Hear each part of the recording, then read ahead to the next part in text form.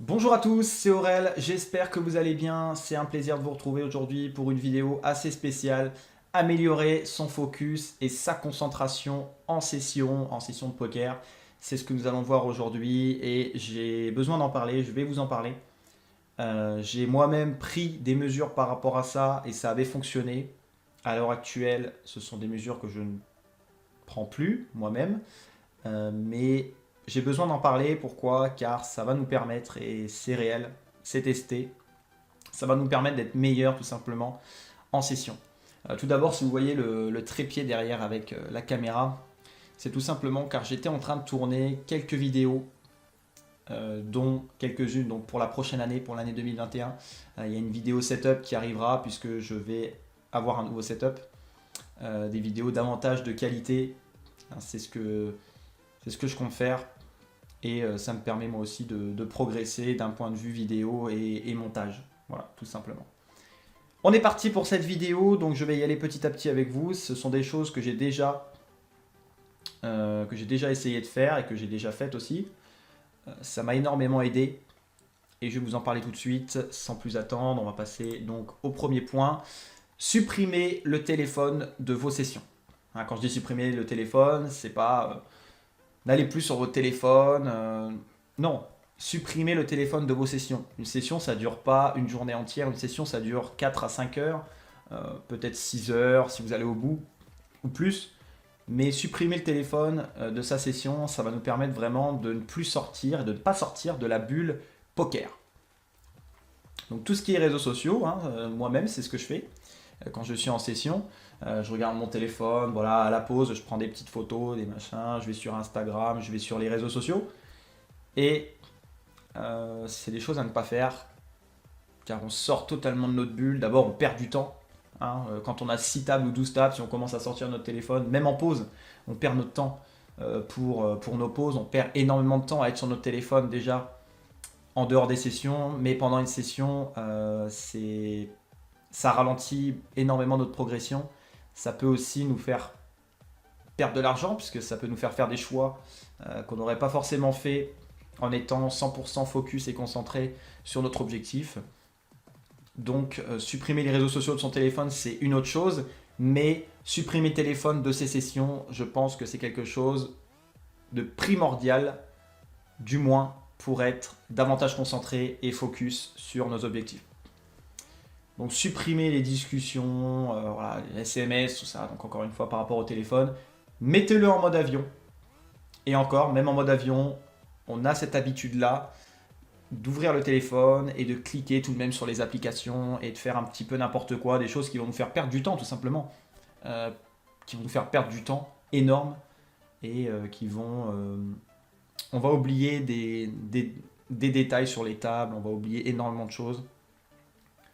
On va oublier de regarder le tracker par exemple à un certain moment puisqu'on est tellement sur le téléphone qu'on est plus focalisé, hein, sur nos tables et sur nos tournois. Voilà. Donc c'est ce que je pense, c'est ce que j'ai déjà fait moi-même et ça avait très très bien marché. Donc si vous souhaitez, puisque moi aussi, hein, j'ai eu des moments où je disais ouais c'est n'importe quoi, ça m'énerve, voilà, je me prends des bad beats, tout ça, mais si vous restez focus tout le temps, si vous ne faites pas retourner le cerveau par votre téléphone et tout ce que vous voyez sur vos applications, si vous mettez si vous programmez votre cerveau et que vous n'êtes pas déstabilisé en fait par votre téléphone, par les réseaux sociaux, peu importe, pendant votre session, vous allez rester tout le temps focus et en plus vous allez diminuer votre tilt. Parce que si vous suivez par exemple telle ou telle personne, tel ou tel pro de poker sur votre téléphone, dès que vous allez perdre un coup, dès que vous allez perdre énormément, dès que vous allez commencer à recave en termes de buy-in, hein, pas en recave sur le site, dès que vous allez commencer à relancer des tournois puisque vous êtes fait éliminer, il suffit que vous tombez sur un post, j'ai gagné tant au poker, j'ai fait premier, j'ai fait 550, 800 euros, peu importe, hein, le gain, ça va vous faire tilter et ça aussi c'est possible. Ça va vous faire tilter, hein. Je ne sais pas si vous, ça vous l'a déjà fait. En tout cas, quand vous gagnez, vous êtes super content, vous les partagez, ça c'est bien. Une fois que votre session est terminée, partagez vos résultats. Ça, il n'y a aucun problème avec ça. Mais en revanche, pendant la session, regardez tout le temps les réseaux sociaux. Si vous le supprimez, en fait, vous allez vraiment augmenter votre concentration. Bon, j'ai fait le tour par rapport à ça. Entrer dans une bulle. Donc, qu'est-ce que je veux dire par là? C'est donc se fixer des objectifs déjà avant la session. Rester concentré. Hein. Pensez seulement poker. Entrez dans une bulle, n'allez pas être déconcentré, n'allez pas discuter en même temps avec votre ami qui est à l'autre bout de votre pièce ou avec votre... Peu importe. Ne jouez pas de toute façon hein, quand vous êtes avec des amis. Hein, une session, ça dure 4-5 heures. Voilà. Donc, se fixer des objectifs. Pensez seulement poker. N'allez pas commencer à dessiner à côté. Restez dans votre mood poker. Accepter la variance, donc ça encore une fois, il faut entrer dans une bulle où on accepte la variance, c'est compliqué puisqu'avant la session on accepte la variance et puis si la variance est contre nous, on s'énerve contre elle. Donc ça peut aussi nous faire sortir de notre bulle. Mais déjà ce que je vous ai dit auparavant, supprimer le téléphone, déjà c'est ce qui va vous permettre de vous concentrer 10 fois plus et pour moi c'est 80% du focus et de la concentration, supprimer le téléphone. Après, c'est rien d'autre que le travail et bien planifier sa session. Voilà. Donc, on continue. Profitez de chaque pause, ça c'est très important aussi. Si vous profitez de la pause pour discuter avec quelqu'un, pour appeler un ami ou autre, bon, on n'est pas dans qui veut gagner des millions. Non, mais si vous profitez de votre pause pour faire n'importe quoi avec votre téléphone, une pause c'est bien, 2 pauses, allez commencer à en avoir marre parce que vous restez assis, vous ne bougez pas. Voilà, à un moment donné, sortez prendre l'air. Allez, voilà. Réfléchissez, sortez un peu de votre bulle de poker, même s'il faut quand même rester dedans. Hein. Il y a des tournois qui sont toujours là, qui sont toujours présents. Prenez une pause, en fait, sortez de cet environnement poker. Voilà, pendant 5 minutes. Évidemment que vous y pensez, évidemment que vous avez conscience. Et ce que je vous conseille de faire aussi, j'ai pas mon... Bah non, il est derrière. Il est derrière mon téléphone. Notez sur votre téléphone, prenez des notes. Et par rapport à la pause, faites-vous un compte à rebours sur votre téléphone avant la pause. Par exemple, vous faites un compte à rebours de 5 minutes, voire même 4 minutes 30 si vous souhaitez être là. Donc, le téléphone en mode avion, hein, vous supprimez le téléphone pendant votre session. Au pire des cas, le téléphone, vous le laissez à un autre endroit ou dans une autre pièce. Dès que c'est la pause, vous prenez votre téléphone, vous lancez le compte à rebours de 4 minutes 30 et vous descendez. Vous descendez, si vous avez un étage, vous sortez. Vous sortez de la pièce, vous sortez de cet environnement, vous buvez un petit coup, voilà, vous faites ce que vous voulez, mais sortez de cet environnement. Soyez déterminé à chaque pause. Bon, soyez déterminé, j'aurais pu l'enlever. Hein. Voilà. Être déterminé, c'est un peu un mot qui veut tout et rien dire. Voilà. Donc soyez déterminé. Je vais finir ensuite avec se rappeler des conseils. Donc ça c'est très important quand vous êtes en session. Je sais très bien que à un moment donné, on oublie des choses. À un moment donné, quand on joue, on pense qu'à nous et on se dit voilà, j'ai décidé de jouer comme ça marche pas. Du coup, je vais jouer comme je le veux. Mais il faut se rappeler en fait que, d'accord, c'est possible de bien jouer et de perdre, mathématiquement, avec la variance, c'est possible de bien jouer et de perdre, mais c'est surtout possible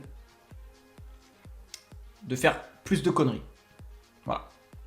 Mathématiquement, si on joue bien, on va forcément générer des gains. Voilà, c'est logique.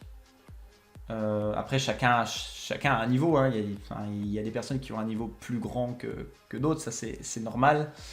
C'est le poker, c'est la même passion, c'est le même jeu. Mais tout simplement, même les pros, parfois, peuvent changer leur jeu. Et c'est pour ça que mentalement, il faut être plus fort. Un joueur, si vous voulez, je vais prendre un exemple. Un joueur pro qui est en tilt va jouer au même niveau qu'un joueur semi-pro en forme. Donc, voilà. Donc du coup, le pro qui est en tilt, il va se faire battre par des joueurs moins forts que lui, car il change son niveau de jeu, il fait des erreurs qu'il n'aurait pas dû faire. Donc, voilà pourquoi il faut toujours se rappeler des conseils de pro, de n'importe quel pro. Vous pouvez évidemment aussi prendre des conseils de vidéos gratuites. Prenez un maximum d'informations, c'est important.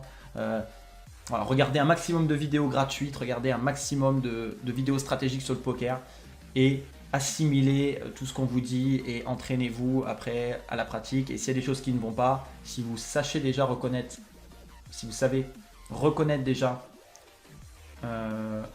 vos erreurs, eh bien vous avez fait déjà une très bonne partie du boulot, puisqu'après il va falloir les corriger. Et si vous savez à peu près d'où viennent vos erreurs, vous allez pouvoir aussi être meilleur par la suite en corrigeant vos points faibles. Améliorer ses points forts c'est bien, mais corriger ses points faibles c'est aussi bien. Puisque les points forts ce sont des acquis et les points faibles ce sont des choses qui peuvent vous faire perdre de l'argent. Voilà. Les choses qui peuvent vous faire perdre de l'argent, si en les corrigeant ça peut ne plus vous en faire perdre, c'est bien, c'est très bien. Donc voilà, se rappeler des conseils, donc tout ce qu'on vous dit, que ce soit des coachs de telle ou telle plateforme, que ce soit dans des vidéos gratuites sur internet, des vidéos stratégiques, un coaching, ce qu'on vous dit en coaching, s'il y a des personnes qui se font coacher. Voilà. Rappelez-vous des conseils, donc range adverse, par rapport à la position, tout ça, combien vous devez miser, quel est le sizing dans telle ou telle situation, est-ce qu'il faut que je fasse un tiers pot avec le tirage couleur. Rappelez-vous de ce qu'on vous enseigne, clairement, de ce que les pros vous enseignent, de ce que les joueurs meilleurs que vous enseignent, puisque c'est important d'être à l'écoute des autres pour progresser. Si vous êtes dans votre bulle, si vous êtes enfermé dans votre bulle, vous n'allez pas progresser, simplement. Vous allez rester comme ça et vous allez tout vouloir en fait faire tout seul. Et au final, vous n'allez rien faire puisque vous allez vous dire ouais, ça c'est de la merde, ça c'est nul, ce pro là il est nul, cette formation là elle est nulle, cette vidéo stratégique là elle est nulle, lui il est nul. Donc du coup, vous allez faire un peu à votre sauce. Vous allez le faire, vous allez progresser. Mais en étant ouvert en fait au monde du poker, vous allez progresser à votre rythme et vous allez décider tout simplement de quand progresser, comment progresser. Voilà. Vous allez être maître en fait de votre progression. Donc, si vous restez fermé, vous allez devoir en mettre pour progresser tout simplement. Voilà, donc qu'est-ce qu'on fait dans une situation tight contre joueur aggro et folder n'est pas lâche, mais ça c'est un terme un peu à la Davidi, mais de toute façon, folder n'est jamais lâche au poker. L'ego, c'est quelque chose encore qu'on a tous et moi-même j'en ai évidemment. Parfois on ne folde pas, parfois je ne folde pas dans telle situation alors que la bonne solution était de folder. Le tout c'est de s'en rendre compte après derrière en review. Je pense que le poker provoque énormément d'émotions et apprendre à mettre ses émotions de côté pour peser le pour et le contre, ça se fait avec de la technique et j'ai pas encore cette technique personnellement pour ne pas folder dans telle ou telle situation alors qu'il faut le faire. Voilà. Ça m'arrivera de folder et je suis un joueur tight moi-même, je suis un joueur qui préfère folder que faire tapis dans une situation risquée. Mais par contre, des fois, ça m'arrive aussi, évidemment, les émotions du poker. C'est pas une question de buy-in, c'est pas une question voilà, que ce soit sur un tournoi à 50 €, à 100 €, à 5 €, à 1 €, tous les joueurs conseillent de jouer son tournoi quoi qu'il arrive sans faire attention au buy-in. Voilà, jouer son propre niveau. Si vous avez deux as, par exemple, je vais prendre un exemple.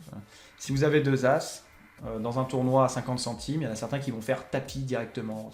Je fais tapis, c'est un tournoi à 50 centimes. Ça, c'est cracher sur le jeu. Hein. Pourquoi dans un tournoi à 100 € tu vas open 2 as, 2,5 ou 3 et pourquoi tu vas faire tapis directement sur un tournoi à 50 centimes? Ça, c'est cracher sur le jeu. C'est apprendre, mais apprendre mal. Tandis que si tu es formé à open 2 as, à ne pas claquer tapis directement, là tu le feras tout le temps. Tu le feras sur un tournoi à 1 €, sur un tournoi à 2 €, sur un tournoi à 5 €, sur un tournoi à 20 €. Voilà. Après le poker, c'est pas simplement jouer ses cartes, hein, c'est plein de choses aussi à côté. Je sais pas à combien de pourcents je m'y connais, mais en tout cas, je peux apporter aux joueurs débutants, ça je continuerai de le dire et ça me fait plaisir puisque j'ai apporté aux joueurs débutants et des joueurs débutants qui me remercient puisque leur niveau a augmenté. Je ne vais pas permettre à des personnes d'être pro puisque je ne suis moi-même pas pro, pour ceux qui le savent déjà depuis le début sur ma chaîne. Mais je peux permettre à des joueurs débutants, des joueurs qui font n'importe quoi, qui souhaitent regarder des vidéos gratuites, stratégiques.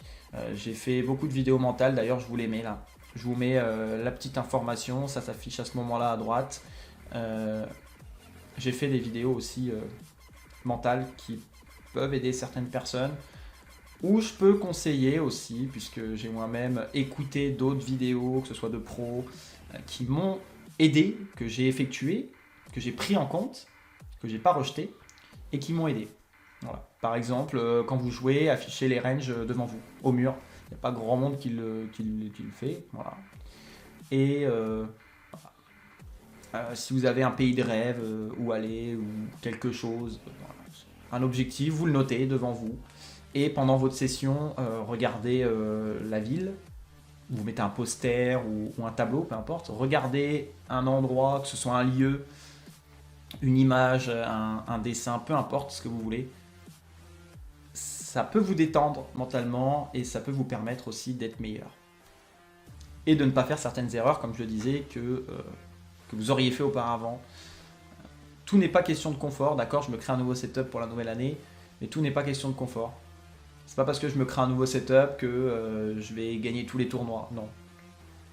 Ça se fait pas comme ça. Donc j'en ai conscience et ça c'est une étape. C'est une étape que j'ai déjà franchie depuis 2 ans maintenant. La conscience de la variance, la conscience de la gestion de bankroll, la conscience de certaines choses aussi par rapport au tilt qui m'ont été énormément apprises. Que ce soit encore une fois, je le redis, dans des clubs de vidéos stratégiques, dans des formations, dans des vidéos, que ce soit des vidéos gratuites ou des vidéos de pro payantes. Voilà. J'ai appris des choses et j'en suis encore loin.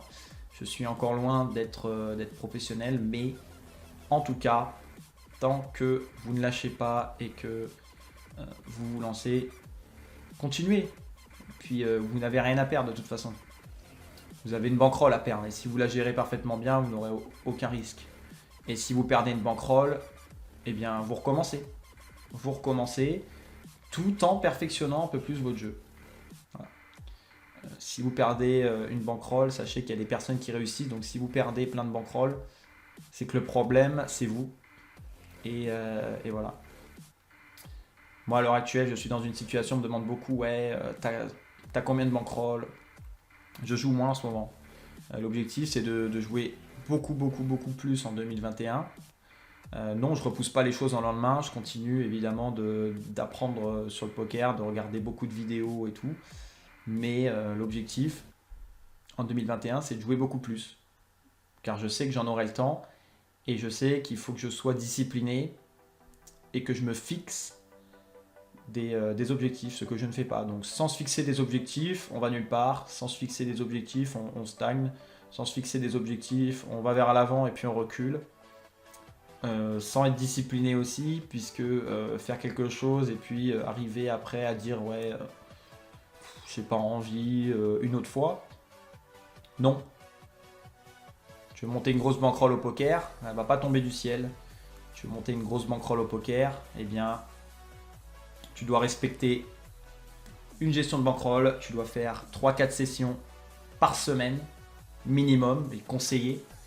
Et tu dois surtout ne pas lâcher et jouer ton jeu, jouer le jeu que l'on t'apprend, selon des vidéos, selon plein de choses. Et tu dois surtout avoir un objectif. Voilà. On revient là-dessus. Avoir un objectif et avoir dans l'esprit que perdre, ce n'est pas grave et que un joueur perdant, on peut en faire un joueur gagnant. Voilà. Un joueur perdant, on peut en faire un joueur gagnant et ça c'est pour tout le monde. N'importe quelle personne peut devenir un joueur gagnant, peu importe son âge, peu importe sa nationalité, peu importe sa langue, peu importe. Voilà. Un joueur perdant peut devenir un joueur gagnant. Et je vais conclure là-dessus par une citation que j'apprécie et que je répète maintenant depuis un petit peu de temps. Une citation de Nelson Mandela qui dit que pour le cas au poker, bien sûr, c'est pas seulement au poker, mais pour le cas au poker, on ne perd jamais. Et ça, il faut le savoir, soit on gagne, soit on apprend. Merci à tous et à la prochaine pour une nouvelle vidéo. Ciao tout le monde.